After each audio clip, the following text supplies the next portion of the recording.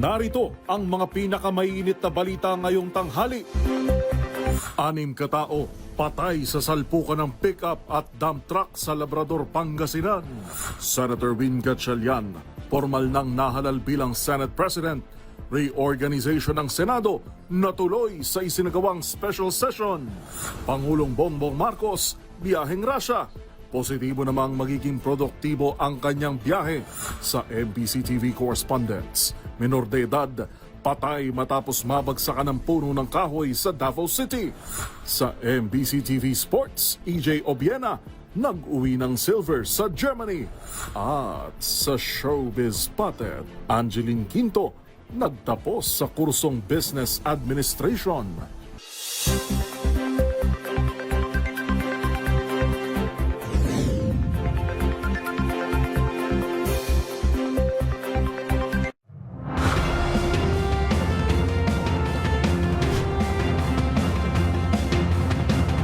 Bawat balita, makabuluhan. Bawat kwento, makapangyarihan. Boses ng Pilipino para sa Pilipino.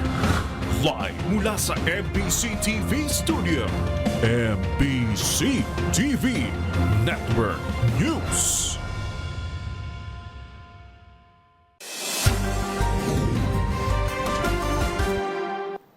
Pilipinas, una sa ating mga balita. 6 na ang naitatalang nasawi matapos mahulog ang isang pick-up truck sa isang bangin na ikinasugat ng lagpas 10 katao sa Labrador, Pangasinan. Ayon sa paunang investigasyon, nawala ng preno ang isang dump truck dahilan upang masagi ang pick-up truck at mahulog sa bangin. Una sa balita, si Freddy Fajardo. Umabot na sa 6 nasawi sa isang vehicular traffic incident sa mabundok na bahagi ng Barangay Bulo, Labrador na naganap alas 6 ng gabi kahapon. Batay sa paunang ulat ni Labrador OIC Chief of Police Captain John Ramos, naganap ang aksidente pasado alas 6 kagabi sa bulubunduking bahagi ng Barangay Bulo, Labrador. Nasangkot dito ang dump truck at pick-up na nagmula sa road construction site na karigado ng nasa 40 katao pawang mga construction workers. Sa paunang investigasyon, magkasunod ang 2 sasakyan sa pababang palikong bahagi ng daan kung saan umano'y nawala ng preno ang dump truck at nabangga nito ang pick-up sa passenger side at bumulusok na sa bangin ang truck na nagresulta ng pagkasawi ng 5 katao at ikinasugat ng higit sa 20 iba pa na ngayon ay nasa paggamutan sa bayan ng Hilcayet. Mula sa Action Radio Pangasinan para sa MBC TV Network News, ito si Freddy Fajardo, Aris 32 na sa Pilipinas, una sa Pilipino. Isang sensitibong balita, sugatan ng 7 grade 5 students sa isang paaralan sa General Trias City sa Cavite matapos pagsasaksakin ng isang babaeng grade 8 student. Base sa mga paunang investigasyon, hindi kilala ng sospek ang mga biktima at bigla lang daw itong umatake habang nasa meeting ang kanilang mga guro. Ang mga detalye tinutukan ni Arnold Herrera. Dugo ang isinugod sa ospital ng 7 grade 5 students na ito matapos umunang pagsasaksakin ng isang babaeng grade 8 student gamit ang kitchen knife sa loob mismo ng kanilang paaralan sa Barangay Santa Clara, General Trias, Cavite umaga nitong June 16. 2 sa mga biktima ang kinailangan pang operahan dahil sa tindi ng pinsalang tinamo. Ang suspect bigla na lang umanong umatake ng walang dahilan habang nasa meeting ang kanilang mga guro. Batay pa sa inisyal na investigasyon, transferi ang suspect at hindi nito kakilalang kanyang mga biktima.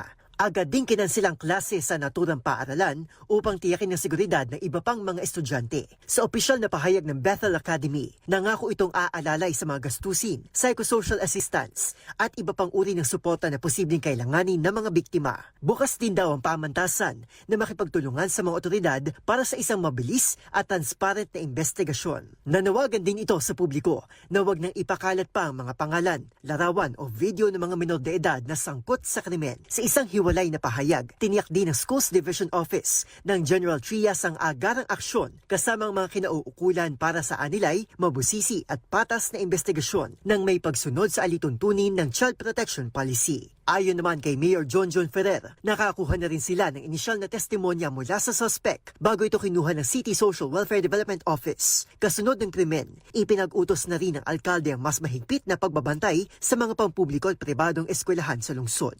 Hindi pa malinaw sa ngayon ang ugat ng naging pananaksak. Para sa MBC TV Network News, ito si Arnold Herrera ng DZRH TV. Una sa Pilipinas, una sa Pilipino. Formal nang nanumpa bilang Senate President si Senator Sherwin Gatchalian matapos makakuha ng 13 boto sa isinagawang special session ngayong araw. Si Senator Tito Soto naman ang itinalaga bilang Senate President pro tempore. Ang buong detalye tinutukan ni Raymond Dadpaas. Matagumpay na naisagawa ang reorganisasyon ng Senado sa special session ngayong araw. Iti matapos na mahalal at manumpa si Senador Sherwin Gatchalian bilang Senate President nang nakuha ang 13 boto at walang tumutol. Maliban sa 12 naunang dumalo sa sesyon noong June 3 na dumating si Senador Francis Chis Escudero, ay kinompleto ni Senador Joel Villanueva ang 13 majority quorum na italaga din bilang Senate President pro tempore si Senador Tito Soto III at formal ding na italaga bilang Senate Majority Leader si Senador Juan Miguel Migsubiri. Napanatili ni Senador Erwin Tulfo ang chairmanship ng Senate Blue Ribbon Committee at ang dalawa niyang vice chairman ay sina Senador Kiko Pangilinan at Ping Lacson.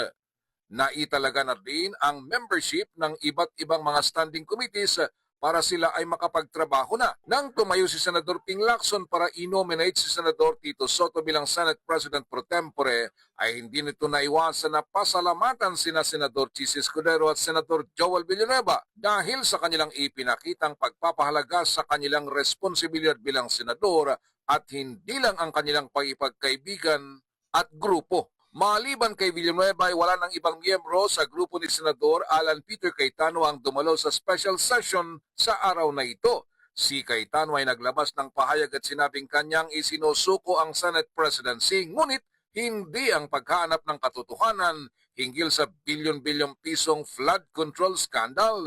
Ayon sa kanya, nagsimula ang sigalot sa Senado dahil may mga nais umanong ilantad na isyo habang may ilan namang gustong pagtakpan ito. Kinwestiyon nito ang special session na ipinatawag ni Pangulong Bongbong Marcos dahil hindi ang approval ng mga mahalagang panukalang batas ang target nito, kundi ang liderato ng Senado.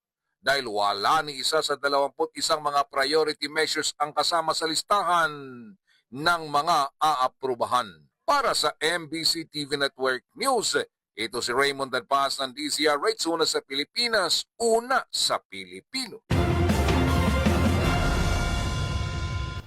Naglabas ng pahayag si dating Senate President Alan Peter Cayetano ilang oras bago siya mapalitan sa pwesto sa pagbubukas ng special session ngayong araw. Sa kanyang mahabang pahayag, sinabi ni Cayetano na hindi siya nalulungkot sa pagkawala ng posisyon dahil panandalian lamang anya ang anumang tungkulin sa pamahalaan. Iginit din niya na ipagpapatuloy nila ang paglalantad ng katotohanan kaugnay ng mga umano'y irregularidad sa flood control at pananaguti na ang mga sangkot. Binalaan din niya ang publiko sa umano'y paglala ng korupsyon at pagkakamit ng labis na kapangyarihan ng ehekutibo sa mga usapin ng Senado. Sa kabila nito, nangako si Cayetano ng kooperasyon sa sinumang bagong Senate President at binigyan diin na mananatili siyang public servant. Kaugnay pa rin na nagpapatuloy na special session ngayong araw, tiniyak ng Kamara sa Senado ang kanilang buong kooperasyon matapos ang mga nangyaring umano'y Senate drama. Ang mga pinakahuling detalye mula sa Kamara, ihatid sa atin live ni Milky Regunan. Miss Milky? Numerong 213 congressmen ang present ngayon sa itinatawag na special session ni Pangulong Bongbong Marcos. Agad na binati ng liderato ng Kamara Senate President Wing Gatchalian matapos maitalaga na magsimula ang sesyon ng Senado.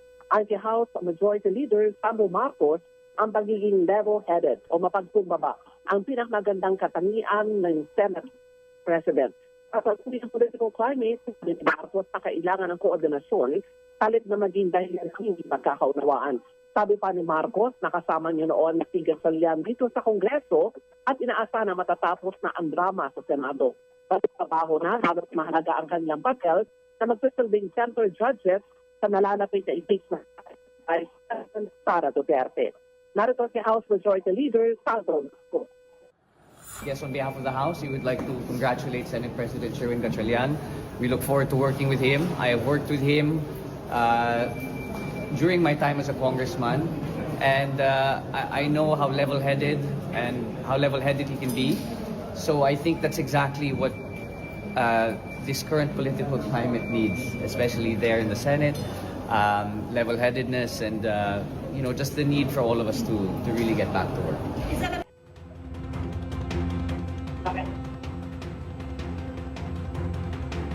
Go ahead, Miss Milky. Yan ang naging pahayag ni House Majority Leader Sandro Marcos. Inaasahan niya ng liderato ng Kamara na naging maayos na ang koordinasyon ng dalawang kapulungan ng Kongreso, lalo at mahalaga ang magiging papel ng Senado sa nalalapit na impeachment trial ng Vice Presidente. Para sa MBC TV Network News, ako si Mil Gregunan, una sa Pilipinas, una sa Pilipinas. Nagulat ng live mula sa House of Representatives. Maraming salamat, Milky Regunan. Samantala, ilang personalidad pa ang idinawit ng mga nagpakilalang bodyguards ni dating Congressman Zaldico na inabutan umano ng male-maletang pera na may kaugnayan sa flood control scandal. Ang ilan sa mga idinawit, mariing pinasinungalingan ang mga alegasyon. Narito ang report ni Dustin Bayog. Nadagdagan ng listahan ng mga personalidad na inatiran o nakatanggap ng mali-maletang pera mula kay dating Representative Zaldico kaugnay sa manumalyang flood control projects. Ito ang pagbubunyag sa nawing press conference ng 18 nagpakilalang dating bodyguard ko kahapon na sanang Blue Ribbon hearing na Cayetano Black pero wala ni isang senador ang nakarating. Ayon kay dating Congressman Mike Defensor, ginawa nila ito bago ang special session na aniyay maaaring maging huli na dahil sa pagbabago ng liderato ngayong araw. Kaya po minabuti namin na kunin na ang pagkakataong ito dahil maaaring ito na ang huling pagpapahayag ng ating mga butihing sundalo, ang ating mga bayani na nagsalita nung unang Blue Ribbon Committee hearing.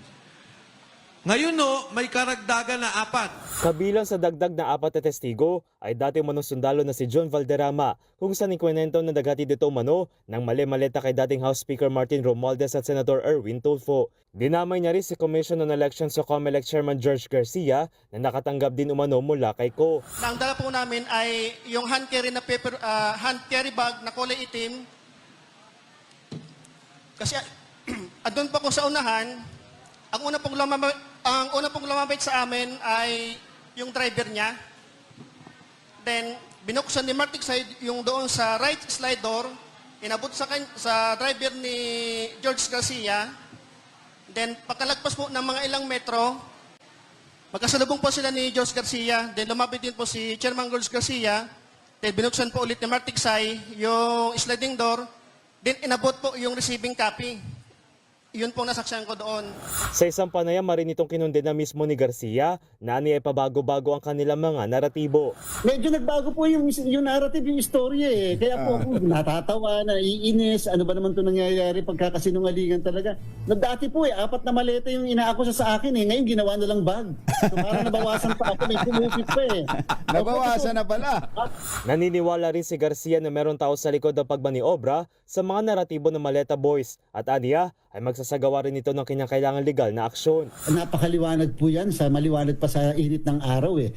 Sapagkat kita niyo po habang nagsasalita sila, alam mo, mukhang minememorize, mukhang, yun po later on kapag ka na-cross-examine mo na o kaya sa isang talagang formal na proseso, yung kredibilidad kasi ng isang tao ay yan ba ay titindig, lalo na sa isang hukuman. Yan po pwedeng masubukan yan later. Idinawid din ng mga testigo si dating Budget Secretary Amena Pangandaman na nakatanggap umano ng 2 maleta. Nagpakita rin ng ilang larawan ng mga nagpakilalang bodyguard ng mga umanong tagpo kung saan idinawit na rin si dating Senate President Chis Escudero. Mababati daw una sa Escudero na lumipat sa Gatchalian Block dahil ano pang makuha ang 12 senador na quorum. Noong 2024, mula Horizon Homes, BGC, kasama ako sa convoy papunta sa convoy ni Saldico bilang security detail at pupunta kami sa bahay ni Senator Francis Chis Escudero. Nag-attend kami ng 4 na malita na may iba-ibang sukat. Nagpakita rin ang larawan kung sa makikita si Senator Kiko Pangilinan at asawa nito na si Sharon Cuneta, kasama umano mga paleyado sa isang hangar na pagmamayari ni Saldico. Pero wala naman ibang dinetalye tungkol sa larawan ang mga dating bodyguard. Sa magkaiwalay na payag, parehong kinundina ng mag-asawa ang mga paratang. Ayon kay Pangilinan, puro pasaring at palabas lamang ang mga ito na nais lamang mamansyahan ng kanyang pagiging chairperson ng Senate Blue Ribbon Subcommittee tungkol sa investigasyon ng flood control scam. Kasinungalingan din daw ito para kay Sharon na nag-vlog lamang daw papuntang Marawi City upang magpasalamat sa suporta na ibinigay sa kanyang asawa noong 2022 elections. Nagpakita rin sila ng larawan kasama ang dating PNP chief at ngayong MMDA General Manager Nicolas Torre III sa panahon ng pagharap ni Orly Goteza sa Senate Blue Ribbon hearing noong 2025. Bukod sa kanila, dinawit din ang ilang media personality na nakatanggap naman daw ng paper bag, pero gaya ng iba ay wala silang dinetalya o nilatag na ebidensya. Na-assign po ako sa isang PR na taga-media na si Bernard Peralta. Doon ko po nakita yung mga nabibigyan po ng mga paper bag na mga anchor na mga taga-media.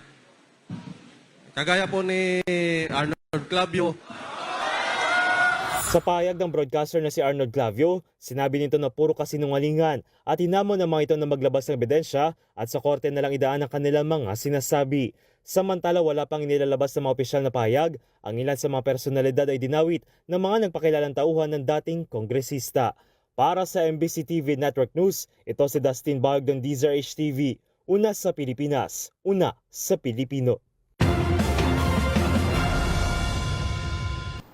Bumibiyahe na patungong Russia si Pangulong Ferdinand Marcos Jr. upang dumalo sa 35th ASEAN-Russia Commemorative Summit.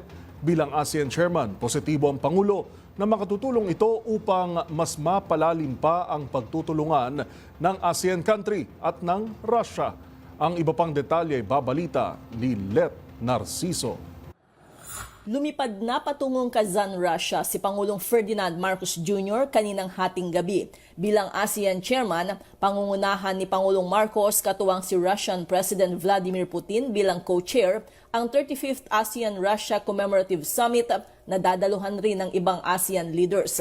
Isa ang Russia sa mga bansang dialogue partners ng ASEAN. Sa kanyang departure statement, positibo ang Pangulo na ang event na ito ay magpapalalim ng strategic partnership ng ASEAN sa Russia at makatutulong sa kapayapaan, katatagan at kaunlaran sa rehiyon. Ayon sa Pangulo, kasama ang mga kapwa ASEAN leaders at si President Putin ay susuriin nila ang 35 taong kooperasyon ng ASEAN at Russia para mailatag ang direksyon nito sa darating pang mga dekada. Binanggit ni Pangulong Marcos na kabilang sa mga tatalakayin sa summit ang pagtutulungan sa kapayapaan at seguridad, kalakalan at pamumuhunan, seguridad sa pagkain at enerhiya, digital transformation, edukasyon, turismo at people-to-people exchanges.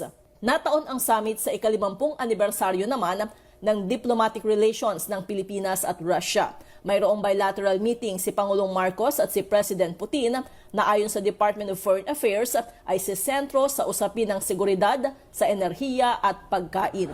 The Philippines will continue to champion ASEAN unity, centrality, and solidarity and promote an open, inclusive, and rules-based regional architecture anchored in international law. We will likewise advance ASEAN's engagement with external partners, such as Russia, through the dialogue mechanisms and frameworks that this community has built over many decades. We travel to Kazan with purpose, and we return with renewed commitment to our partnership. Para sa MBC TV Network News, ito si Let Narciso ng DZRH. Una sa Pilipinas, una sa Pilipino.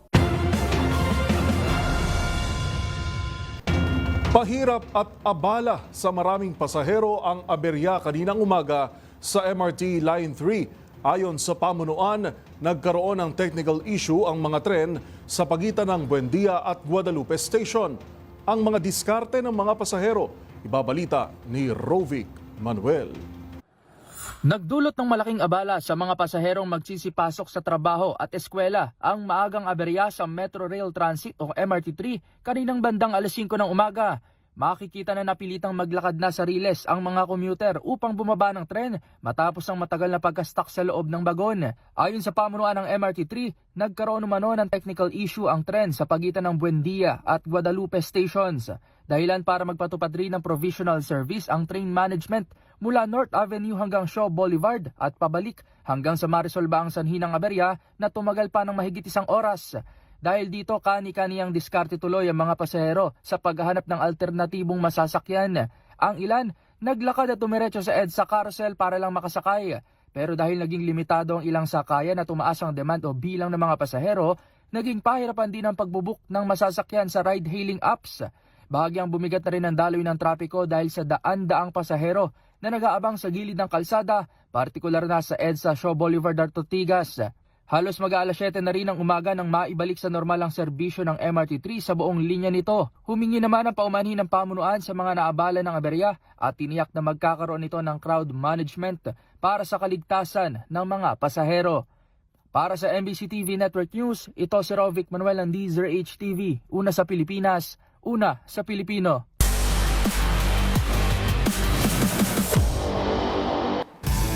Sa mundo ng pole vault, nagpakitang gilas si EJ Obiena sa pagbubukas ng kanyang 2026 outdoor season matapos mag-uwi ng silver medal mula sa Germany. Ang kanya naging performance sa report na ito. Matagumpay na nagbalik sa aksyon sa Filipino pole vault star EJ Obiena matapos makasungkit ng silver medal sa Flight Circus Dusseldorf na ginanap noong linggo sa Germany. Tinapos ng 30-year-old two-time Olympian ang kompetisyon sa pamamagitan ng paglundag sa 5.74 meters sa ikalawang attempt upang makuha ang ikalawang pwesto sa pagbubukas ng kanyang 2026 outdoor season. Nagkampiyon si Chris Nielsen ng United States matapos malampasan ng 5.83 meters habang nakuha ni Saifelden Abdelsalam ng Qatar ang bronze sa tala na 5.65 meters. Matagumpay na nalampasin ni Obiena ang 5.50 at 5.65 meters bago niya nakuha ang 5.74 meters sa ikalawang pagtalon. Sinubukan din niya ang 5.83 at 5.90 meters ngunit hindi niya na ito nalampasan at tuluyang nagkasya sa silver medal. Huling sumabak sa kompetisyon si Obiena noong Marso sa World Athletics Indoor Championships kung saan nagtapos siya sa ika-9 na pwesto.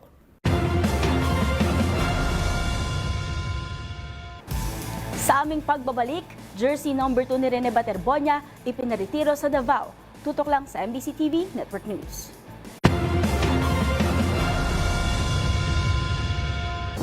Narito pa mga balitang dapat ninyong abangan. Kampo ni dating Congressman Mike Defensor, pinayuhang kumuha ng event coordinator. Mga alegasyon naman ng Maleta Boys, tinawag na circus. Sa MBC TV Global, China at Indonesia, parehong niyanig ng lindol.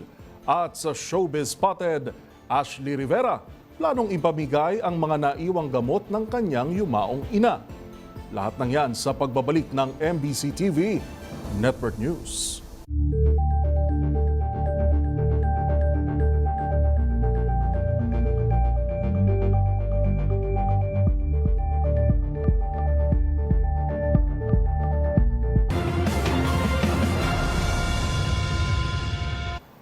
Tila may pasaring din si Congressman Percy Sendanya ng Akbayan Party List sa nangyaring press conference ng mga nagpakilalang bodyguard ni dating Congressman Zaldico.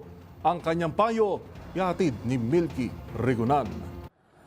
Kinantsawan ni Representative Percy Sendanya ng Akbayan Party List na magulo. Ang anya ay red ribbon hearing na mga Duterte senators na mismong sila hindi sumipot. Ang kay Sendanya, dapat may kinuhang event coordinator para nare-reserve ng maayos ang venue para alam kung saan uupo ang mga guests at kung sino ang aabutan ng food stub. Ang kantsaw ni Sendanya ay dahil sa kaguluhan ng presko ng umunoy Senate Blue Ribbon Committee na nauwi na lamang sa presko ni dating Congressman Mike Defensor. Sabi ni Sendanya, madali lang gumawa ng political circus pero ibang usapin ang gumawa ng public service. Sa panig ni House Senior Deputy Minority Leader Leila De Lima, malinaw ang presko ng Maleta Boys na palala na ng palala ang kanilang pagsasinungaling. Sabi ni De Lima, malinaw ang agenda na lituhin at ilihis ang atensyon ng taong bayan sa nalalapit na impeachment trial kay Vice President Sara Duterte. Para sa MBC TV Network News, ako si Milky Rigunan, una sa Pilipinas, una sa Pilipino. Iginiit ng Department of Foreign Affairs o DFA na walang basihan ang mga pahayag ni dating Associate Justice Antonio Carpio tungkol sa pagprotekta ng Exclusive Economic Zones o EEZ ng bansa. Ang kanilang buong pahayag alamin sa aking pagtutok. Umalma ang Department of Foreign Affairs o DFA sa naging pahayag ni dating Supreme Court Associate Justice Antonio Carpio sa isang television interview kung saan sinabi nitong tinutulugan ng kagawaran ang trabahong iprotesta ang pag-angkin ng China sa halos kabuuan ng South China Sea gamit ang 10-dash line nito. Sa panayam kay Carpio ng Billionaire News Channel o BNC noong nakaraang Biyernes, sinabi nitong dapat gamitin ng Pilipinas ang Biodiversity Beyond National Jurisdiction Agreement o BBNJ Agreement na kilala rin bilang High Seas Treaty na ang pangunahing layunin ay i-regulate ang mga karagatan sa labas ng national jurisdictions kasama na ang mga karagatan sa loob ng Exclusive Economic Zone o EEZ ng High Seas. Ayon sa DFA, malinaw ang nakasaad sa 2016 Arbitral Award kung saan sinabi nitong incompatible ang 9-dash line ng China sa UNCLOS at wala itong dalang legal na puwersa.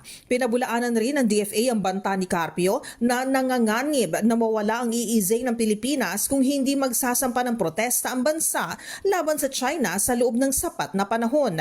Ayon sa DFA, wala itong legal na basihan at iginiit na ang EEZ at ang High Seas ay hindi iisa. Iginiit ng DFA na hindi nanganganib ang maritime zones ng bansa at ang mga akusasyon laban sa DFA at sa pamahalaan na ibinabato ni Carpio ay walang basihan. Bagamat ni-ratify ng China ang High Seas Treaty, sinabi ni Carpio na dahil sa inaangkin nito ang kabuuan ng South China Sea ay hindi ito applicable sa kanila. Dahil dito, inuudyokan ni Carpio ang DFA na magsampa ng protesta laban sa China sa lalong madaling panahon upang hindi magamit ang tinatawag na Doctrine of Acquiescence o Implied Consent sa usapin na agawan ng teritoryo sa South China Sea. Para sa MBC TV Network News, ako si Karen Oyong ng DZRH. Una sa Pilipinas, una sa Pilipino.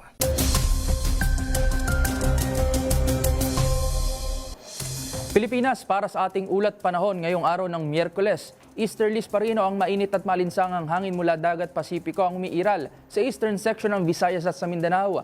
Asahan na magiging maaliwalas ang ating panahon sa Luzon at nalalabing bahagi ng bansa, ngunit asahan pa rin ang tsansa ng mga pag-ulad, dulot ng localized thunderstorm lalo na pagdating ng hapon at gabi.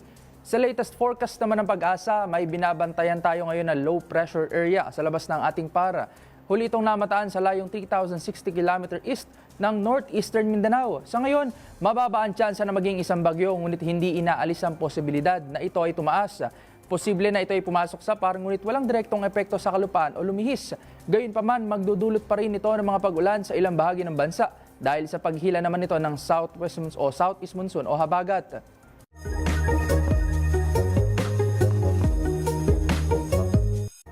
Usapang trivia naman tayo. Marahil marami ang natatakot na nangangamba ngayon dahil sa kamakailang malakas na lindol na napabalita sa Mindanao. Kasunod niyan, patuloy ang pagbibigay ng tama at angkop na impormasyon ng mga otoridad upang tayo ay maging handa at maalam. Isa na riyan ay kung ano bang mga uri ng lindol na posible nating maranasan dito sa bansa.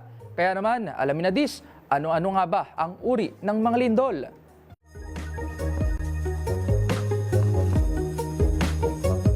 Mayroon tayong 4 na uri ng lindol. Yan ay ang tectonic, volcanic, explosion at collapse earthquake. Ang tectonic earthquake ay ang pinakapopular sa mga uri ng lindol na nararanasan sa mundo. Nangyayari ito kapag gumagalaw ang lupa o tectonic plate sa isang fault line ng magkaibang direksyon. Ang volcanic earthquake naman ay ang paggalaw ng lupa dahil sa kahit anong volcanic activity tulad na lang ng pagputok ng bulkan.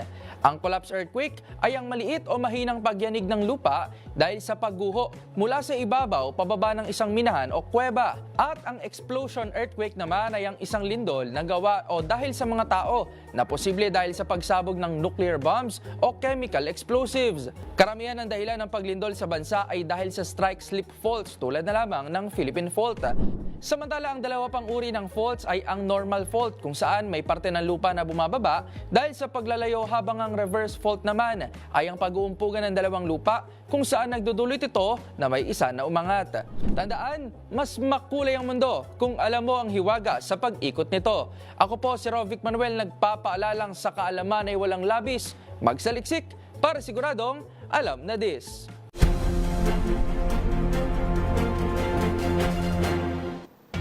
Pahirap ngayon sa mga residente ng ilang barangay sa Sampaloc, Maynila ang kawalan ng tubig.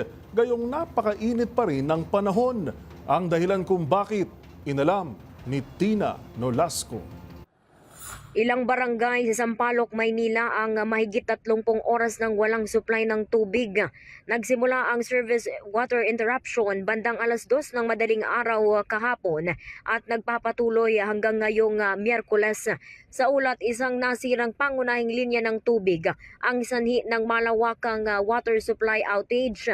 Lalo pang naghirap ang sitwasyon ng mga residente nang magsunod-sunod ang pagputok ng mga tubo sa kabaan ng Florentino Street at sa kalapit na Algeciras Street.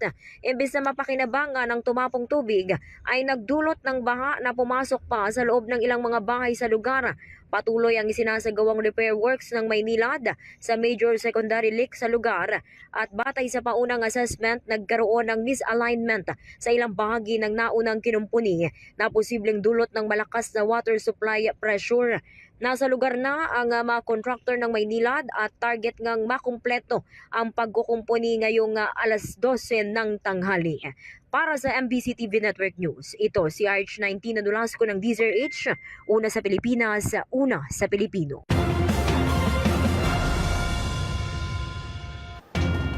Binaklas na ng lokal na pamahalaan ang mga inassemble na tent ng Duterte supporters sa labas ng Senado sa Pasay City.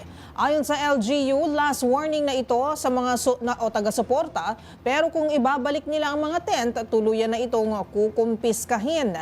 Sa gabal kasi nila ang mga tent sa northbound lane ng Jokno Boulevard sa Pasay City at ginagawa na nilang kampo ang lugar. Una nang nagsagawa ng clearing operation ang LGU para kinabukasan, ibinalik din ng mga ralista at patuloy na nagkampo sa naturang lugar. Niyanig naman ang parehong higit magnitude 6 na lindol ang China at Indonesia, kung saan nakapagtala ng mga pinsala sa gusali at isa pa ang napaulat na nasawi. Yan at ang iba pang mga napapanahong balita mula sa iba't ibang panig ng mundo sa Global Headlines Report ni James Galange.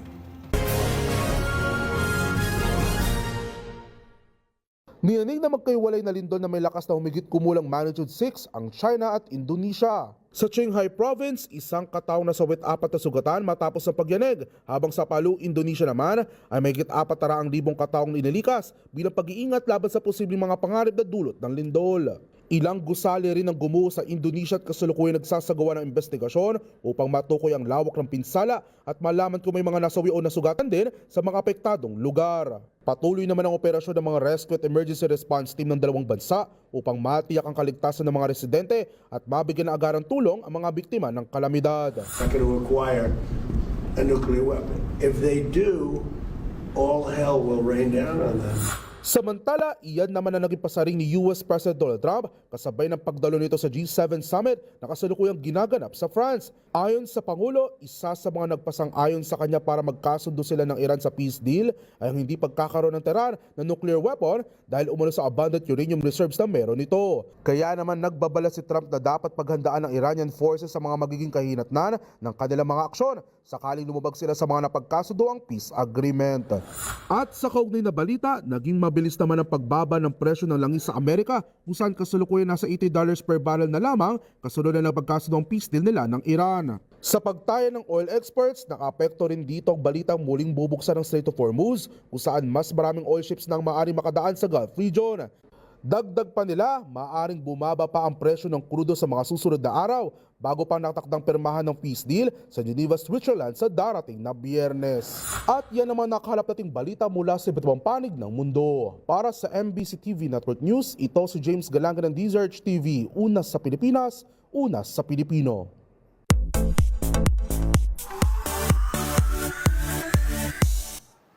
Sa mundo ng showbiz, kasunod ng pamamaalam ng ina, nais actress comedian na si Ashley Rivera ang mga hindi nagamit na medical supplies ng kanyang mama.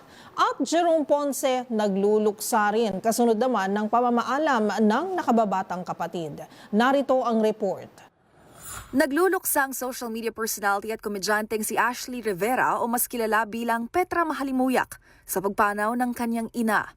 Magunita na buwan ng Abril noong ibinahagi ni Ashley ang pakikipaglaban ng kanyang mama sa stage 4 lung cancer. Worst nightmare at biggest heartbreak kung ilarawan nito ang pamamaalam ng ina. Sa kanyang pagluluksa, si Ashley nangakong mananatiling matatag. Kasunod naman yan sa pamamagitan ng IG story, naisaan niya nitong i-donate sa labis na nangangailangan ang mga hindi nagamit na gamot, creams, IV fluid at gloves ng yumaong ina. Samantala, gaya ni Ashley, nagluluksa rin ng aktor na si Jerome Ponce, kasunod naman ang pagpanaw ng kaniyang nakababatang kapatid. Mahal kita sobra ang mensahe nito at GGWP o acronym ng Good Game, Well Played. Agad namang nagpaabot ng pakikiramay ang kaniyang mga kasamahan sa industriya. Hindi na naman idinetalya ng aktor ang sanhi ng pagpanaw ng kapatid na si Omboy.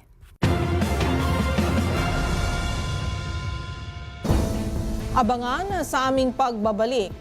May-ari at kontraktor ng gumuhong gusali sa Angeles, Pampanga, pinatawan ng milyon-milyong multa ng dole.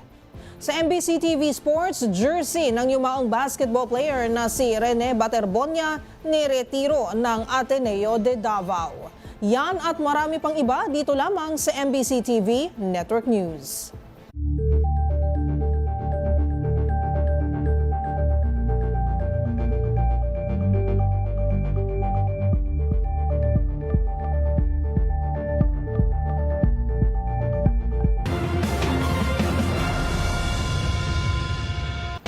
Sa pagpapatuloy ng ating balitaan, pinagmumulta ng aabot sa higit 11 milyong piso ang may-ari at kontraktor ng gumuhong itinatayong gusali sa Angeles sa Pampanga. Nagbabalik live si Tina Nolasco. Tina? Well, pinagmumulta nga ng mahigit 11 million pesos ng Department of Labor and Employment o DOLE ang may-ari at kontraktor ng gusali sa Angeles, Pampanga na si Ernest Jackson Lim at ang kontraktor ng Golden Years Construction and Steelworks Corporation. Ito'y matapos ang isinagawang investigasyon ng binuong fact-finding committee ng ahensya kung natuklasang hindi nasasahuran ng tama ang nasa 57 empleyado ng gusali. Hindi nababayaran ang rest day premium at holiday pay. Pati na rin ang kawalan ng personal protective equipment ng mga manggagawa. Kawalan ng certificate para sa lifting appliances, kawalan ng first aider, kakulangan ng sapat na safety officers, at paglabag sa mga patakaran sa pagkakaroon ng temporary accommodation o pansamantalang matutuluyan ng construction worker. Sa kapihan sa Manila Bay, sinabi ni DOLE Secretary Francis Tolentino, nagbukod pa rito ang pagsumite ng ilang pekeng dokumento. Pakinggan natin si Secretary Tolentino. They also submitted, take note of this, fake and invalid certificates for the project's first aider and safety officer. Hence, DOLE will also endorse the complete case records for appropriate action to the NBI and to the Angeles City LGU to initiate appropriate criminal actions within the respective jurisdictions. Si Secretary Francis Tolentino. Para sa MBC TV Network News, it's 19 last para sa Leader H, una sa Pilipinas, sa Pilipino. Maraming salamat, Tina Nolasco.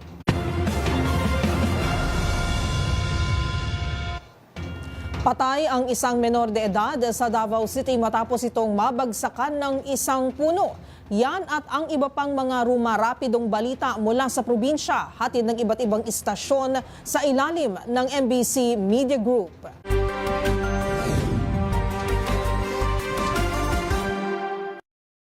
Patay ang isang menor de edad na lalaki matapos mabagsakan ng isang malaking punong ipinipil sa sitio Kawayan, Lower B, Barangay Tamugan, Maril District, Davao City. Ayon sa report ng kapulisan, nakatanggap ng tawag ang Marilog Police Station bandang alas 12:20 ng tanghali mula sa Barangay Tamugan Disaster Risk Reduction and Management Council o BDRRMC. Kaugnay ng insidente, agad na responde ang mga otoridad sa lugar at nadatnan na naiahon na namatauhan ng BDRRMC ang biktima mula sa ilalim ng natumbang puno. Batay sa pahayag ng tiyuhin ng biktima, magkasama ang bata at ang kanyang kapatid sa isang lugar malapit sa kanilang bahay nang biglang bumagsak ang malaking puno ng ipilipil. Pinaniwala ang sanin ng walang tigil na pagulan at malakas na bugso ng hangin ang pagkatumba ng puno. Dahil sa matinding pinsalang tinamo sa katawan, diniklarang dead on the spot ang biktima. Kaagad namang dinala ang kanyang labi sa isang lokal na punerarya sa Kalinan, Davao City. Para sa MBC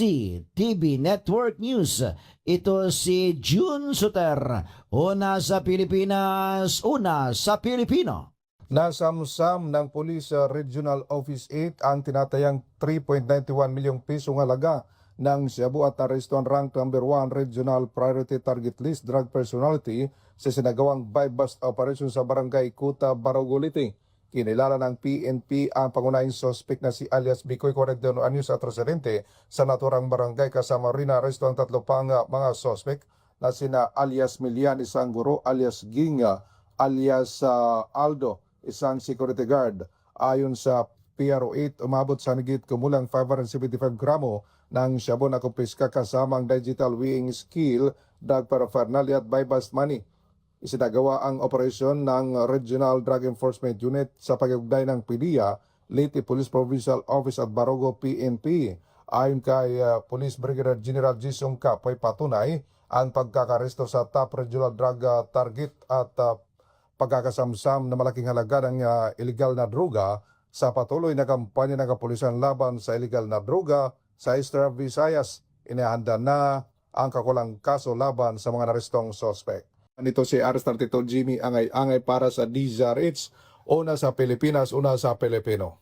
Sa loob ng mahigit sa 2 dekada na pagiging malaya at matagal na pagtatago, natunto na rin ng otoridad ang kinaroroonan ng isang wanted matapos sa ginawang surveillance agad na kinasama ng mga pulis mula sa 2nd Northern Samar Provincial Mobile Force Company ang isang operasyon. Ayon sa PNP, ang naaresto ay tinuturing itong isang major arrest.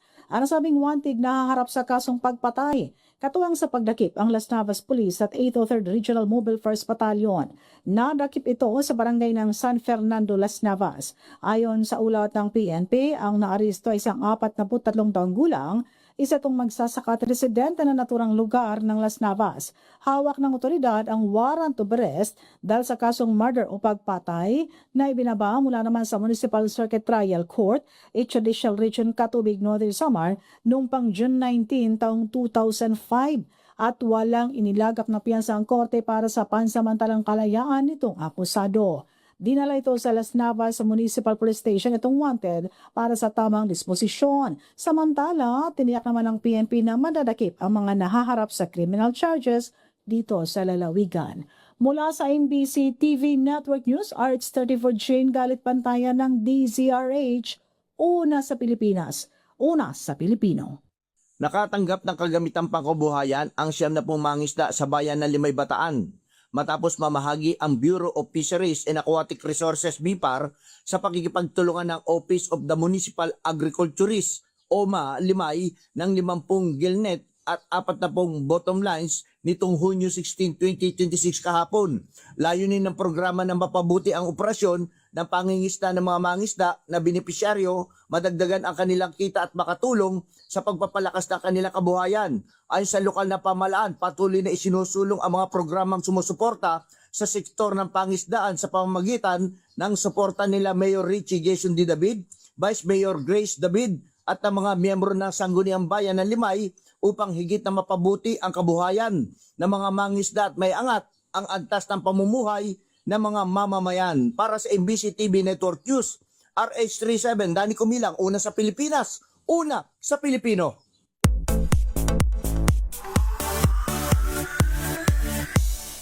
Dream come true para sa singer na si Angeline Quinto ang kanyang pagtatapos sa kolehiyo. Sa kanyang graduation, pinaperform ni Angge ang hit song na Patuloy ang Pangarap. Narito ang report. Graduate na sa kolehiyo ang singer-actress na si Angeline Quinto. Nagtapos ito sa kursong Bachelor of Science in Business Administration, major in Marketing Management sa Immaculata Conception College sa Caloocan City. Sa kanilang graduation ceremony, pinerform niya ang hit song na Patuloy ang Pangarap para sa kanyang mga kabatch.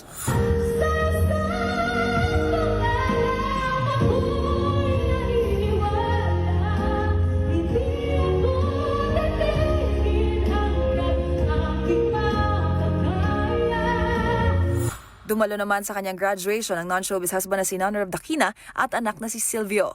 Ang pagtatapos si Angge, handog daw nito sa kanyang yumaong mama Bob na tila kasama niya rin sa graduation day at nakapin sa kanyang toga ang kanilang larawan. Mga gunita na minsang ibinahagi ng singer na hindi niya ipinaalam sa pamilya na ipinagpatuloy ang pag-aaral na kanyang isinabay sa pagtatrabaho at habang nagbubuntis sa ikalawang anak. Para sa MBC TV Network News, ito po ng Showbiz Angel ng DZRH TV, una sa Pilipinas, una sa Pilipino.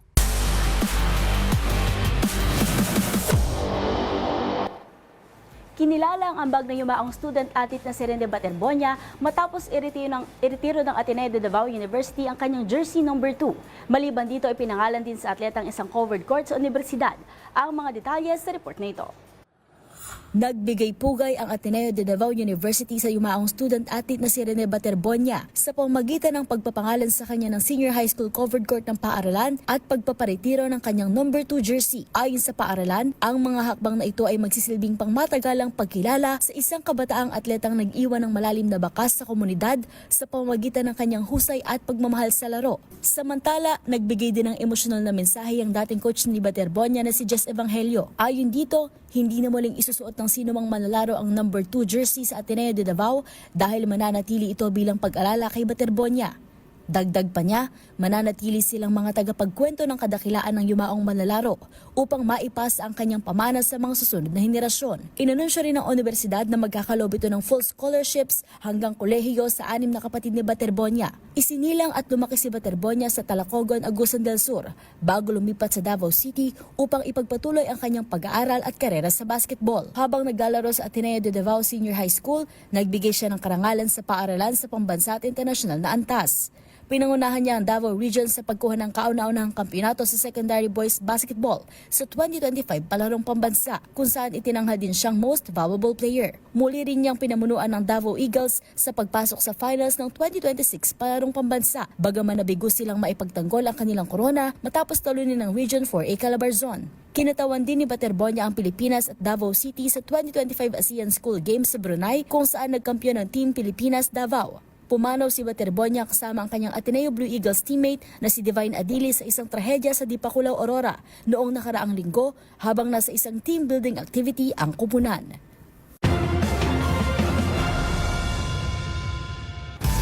At yun ang mga latest updates sa mundo ng sports. Para sa MBC TV Network News, ito si Millie Borja ng DZRH TV, una sa Pilipinas, una sa Pilipino. Balik sa inyo, Ms. Karen Yuel. Maraming salamat, Match Point, Millie. At bago lang tayo magtapos, meron palang nag-birthday ngayong Miyerkules. Happy birthday kay Dustin Bayog, ang ating DZRH TV reporter. Happy Meron ba birthday, tayo dyan? Dustin. Dito lang kami Isang tawid lang. Hintayin ka namin dito at ang iyong pakimkim. At yan po ang mga balitang aming nakalap ngayong araw ng Miyerkules. Ito po si Yuel Reyes. At ako naman po si Karen Oyong. Magkita-kita tayong muli bukas araw ng Huwebes para sa mga balitang makabuluhan, mga kwentong makapangyarihan. Hatid ang boses ng Pilipino para sa Pilipino. Ito po ang MBC TV Network News. Una sa Pilipinas, una sa Pilipino.